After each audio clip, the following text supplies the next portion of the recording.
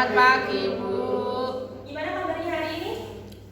Alhamdulillah, luar biasa. Allahu Akbar. Masya Allah, tabarakallah. Oke, yang gak masuk hari ini siapa?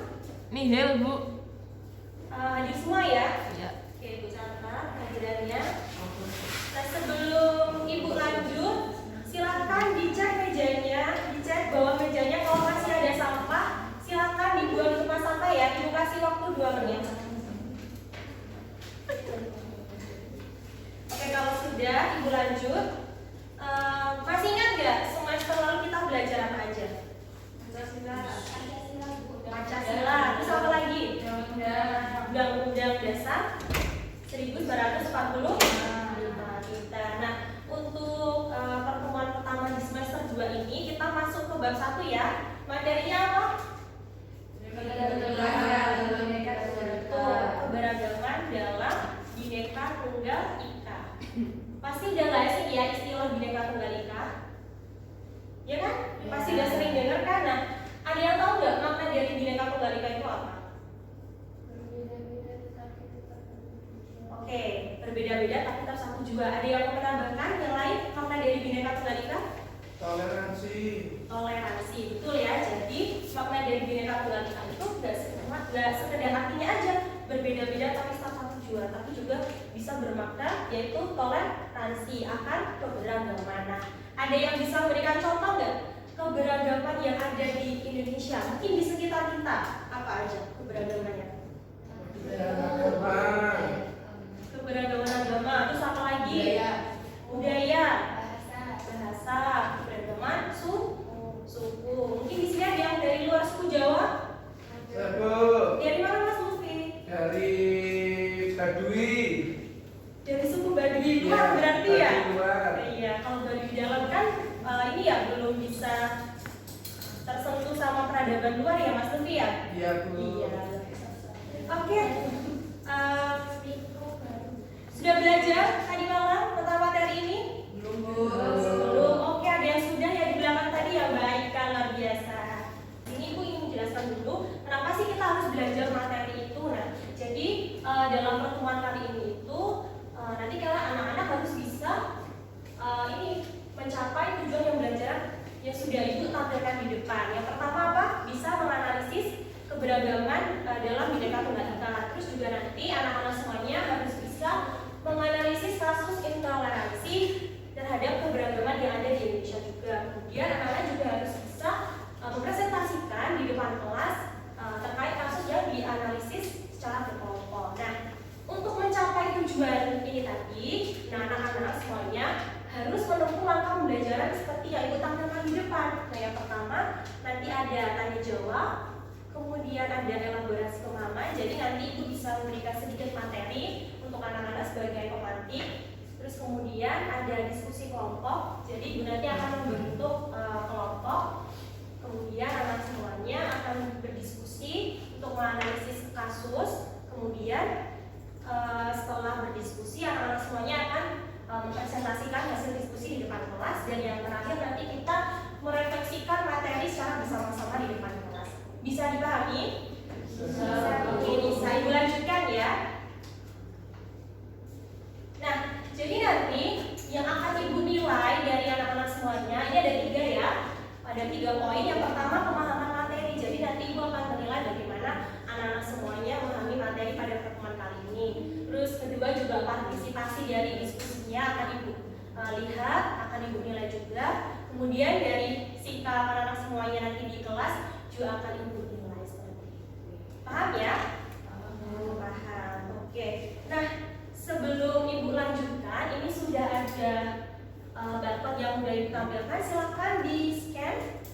Nah, itu nanti sudah ada petunjuk. Silakan kalian isi yang sudah ada di perintahnya. Nggak usah nyontek ya, kerjain sendiri-sendiri. Ibu hanya ingin melihat kemampuan awal kalian sebelum kita lanjut ke materi. Jadi kerjakan sesuai dengan kemampuan, kerjakan sesuai dengan pemahaman anak-anak semuanya. Jadi kerjakan apa yang kalian ketahui. Oke, ini udah Ibu cek, sudah masuk semuanya ya datanya ya. Sebelum Ibu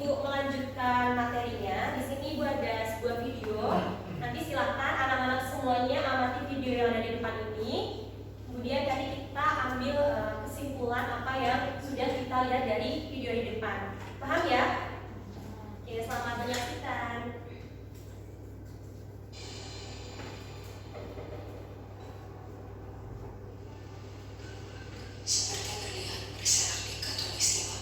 Ada yang bisa menyimpulkan nggak? Atau ada yang mungkin bisa menangkap apa yang ada di video tadi? Angkat tangan. Ya, gimana kakak? Jadi Indonesia itu terdiri dari berbagai budaya.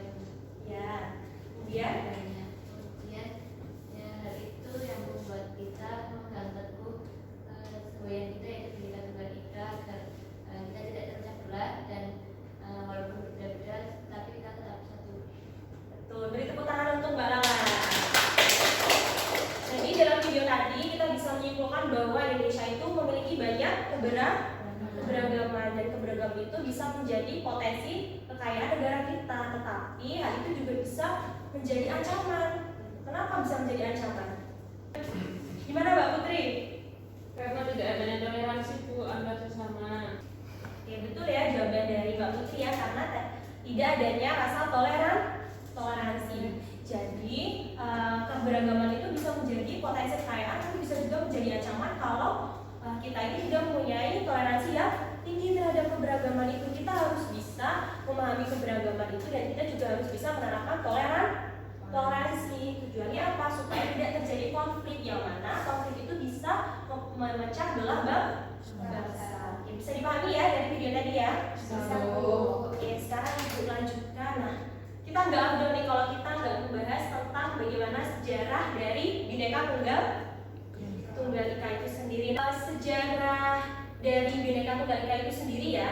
Ini kita jadi Bhinneka Tunggal Ika itu diambil dari kitab Sutasoma karya siapa? Itu. Jadi kitab ini itu berasal dari zaman kerajaan Majapahit. Nah, ini adalah kutipan dari kitab Sutasoma ya, yang diambil istilah yaitu Bhinneka Tunggal Ika itu sendiri. Nah, jadi kitab ini itu dulunya mengajarkan toleransi antara umat yang agamanya itu Hindu Shiva dan agama Buddha. Kemudian diadopsi dan dijadikan sebagai semboyan negara kita. Dan kenapa bisa relevan sampai sekarang ya, karena ini diambil dari nilai luhur bangsa kita. Oleh karena itu semboyan Bhinneka Tunggal Ika itu bisa relevan hingga saat ini. Ada pertanyaan sejauh ini? Belum ya? Oke, kalau belum ibu lanjutkan. Kira-kira berapa jumlah provinsi di Indonesia sekarang? 38. Ada yang tahu provinsi baru di Indonesia itu apa aja? Papua Pegunungan, Sama lagi? Papua Tengah, Papua Tengah. Sama lagi tadi ada yang Papua Selatan. Oke, kita cek ya, benar apa enggak ya? Oke, betul ya. Berarti kurang satu apa? Papua Barat? Daya. Papua Barat Daya. Ini adalah 4 provinsi baru di Papua. Kenapa ada provinsi baru di Papua ini? Ada yang tahu nggak alasannya kenapa? Adanya keberagaman baru. Adanya keberagaman baru. Sama lagi ada yang menambahkan nggak? Oke, dibantu jelaskan ya kenapa kita ada 4 provinsi baru ini, karena di Papua itu kan kita tahu sendiri ya pembangunannya belum merata. Oleh karena itu provinsi Papua itu dilakukan yang namanya pemekaran. Nah, tujuannya apa? Nah, tujuannya ini biar pembangunan itu merata. Jadi kalau dianalogikan itu kayak ibu ngajar di kelas, misalnya ibu ngajar satu angkatan sama ibu ngajar per kelas, misalnya 10-1, 10-2, 10-3. Kira-kira lebih efektif yang mana? Yang ibu ngajar per kelasnya atau ibu ngajar satu angkatan? Kira-kira lebih efektif yang mana? Per kelas ya, ibu ngajar per kelas dengan 35 siswa misalnya, daripada ibu ngajar satu angkatan beratus-ratus siswa. Itu kan ibu susah ya ngaturnya, ibu susah untuk fokus dan untuk mencapai tujuan pembelajarannya itu juga sulit. Dan sama halnya dengan provinsi yang di Papua. Kenapa dilakukan pemekaran? Supaya apa? Kalau ada provinsi baru kan berarti ada pemerintah daerah yang baru untuk memimpin daerah ini. Jadi lebih fokus per daerah, nanti pembangunannya bisa merata. Bisa dipahami anak-anakku? Bisa Ibu. Luar biasa. Nah, ini adalah contoh keberagaman di masyarakat Indonesia. Yang pertama apa? Suku Suku bangsa. Yang kedua apa? Budaya.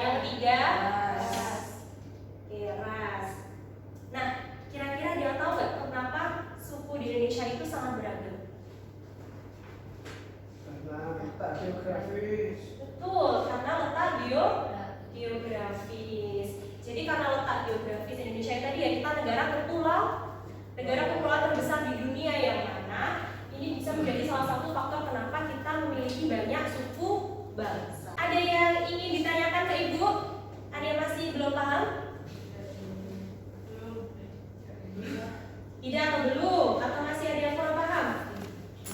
Tidak. Sudah paham semuanya ya? Oke, alhamdulillah. Kalau begitu, kita lanjut ke sesi berikutnya. Nah, ini ada tugas kelompok. Jadi ini adalah tugas kelompoknya ya. Nanti silakan anak-anak cari kasus intoleransi dan kemudian nanti deskripsikan kembali kasus itu. Dan nanti silakan analisis apa yang melatar belakangi, kemudian menjelaskan dampaknya dari kasus itu apa. Kemudian juga silakan nanti anak-anak tuliskan solusi yang kelompok anak-anak semua itu tawarkan untuk menghadapi kasus yang kalian temukan itu. Dan nanti silahkan tuangkan hasil analisis itu bebas, bisa bentuk PPT, bisa bentuk video, infografis atau karya yang lainnya sesuai dengan minat atau gaya belajar masing-masing kelompok. Bisa dipahami nggak? Bisa ya. Untuk pengumpulan tugasnya nanti silahkan dikumpul di sini. Ini silahkan difoto atau ditulis di buku tulis. Nanti kemudian duduknya berkelompok ya, jangan lupa nanti di scan, nanti pengumpulannya di sini dengan format penamaan file yang sudah ibu tuliskan sini. Paham ya? Nanti silakan dikerjakan sesuai dengan instruksi ibu. Kalau misalnya ada yang kurang paham nanti bisa ditanyakan lagi ke ibu. Seperti itu. Jadi ibu sudah membentuk kelompok dari kelompok 1 sampai kelompok 6. Silakan duduk berkelompok dan cari kasus, boleh lewat internet ya. Bisa kalian cari kasus yang berupa video atau artikel berita atau mungkin dari media sosial boleh. Nanti sertakan sumbernya ya di PPT atau di video atau karya yang kalian buat seperti itu. Nah, kalian nanti kalau bisa sekelompok harus berkoordinasi, per kelompok itu harus berkoordinasi. Jadi jangan sampai memilih kasus yang sama. Jadi syaratnya adalah kasusnya harus berbeda-beda.